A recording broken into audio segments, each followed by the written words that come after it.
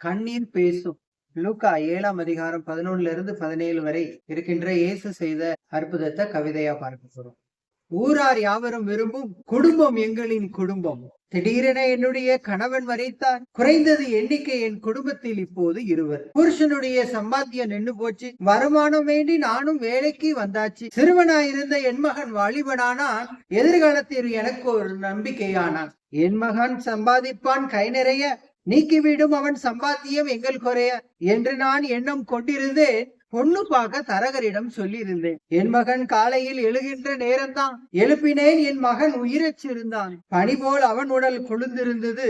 அவன் 2 கண்களும் மேல் சொருகி இருந்தது. நாடி பார்த்த மருத்துவர் முடிஞ்சு போச்சு என்றார். நாயினூர் மக்கள் யாரும் என் வீடு தேடி வந்தார். கத்தினேன், கதறினேன். என்னால் தாங்க முடியல. உனக்கு பதிலா நான் சாகிறேன் என்று தோன்றினது மனசுல. மூர்ச்சித்து நான் கிடக்க என் மகனை நிலத்தில் புதைக்க ஊரார் சவப்பட்டி செஞ்சாங்க. என் மகன் உடலை அதில் வச்சாங்க. பல மணி நேரம் அழுத பின்னும் என் கண்ணீர் இன்னும் நீங்கல. பல மணி நேரம் அழுத பின்னும் என் கண்ணீர் இன்னும் நிக்கல. ஊரே திரண்டு வந்தது என் மகன் சவ ஊர்வலத்துல. ஊரின் வாசல் அருகே வந்த போது ஒரு கூட்டம் எதிரில் வந்தது. மனசு பூரா ஒரே ஏக்கம், இது கனவாயிருந்தா நல்லது. வந்தது யாரோ இயேசுவா. வந்தவர் மனதுருகி நின்றாரு. நான் கண்ணீர் விட்டு அழுவதை பார்த்து அழாதேன்னு சொன்னாரு. கிட்ட வந்து பக்கம் நின்ற பாடையத்தான் தொட்டாரு.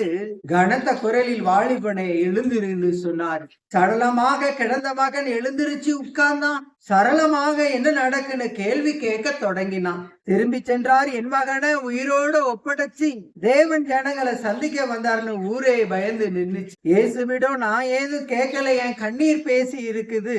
பெருமூச்ச கூட புரிகிற அவருக்கா என் கண்ணீரின் சத்தம் புரியாது? உங்க அங்கலாய்ப்பையும் அலைச்சல்களையும் தேவன் எண்ணி இருக்காரு.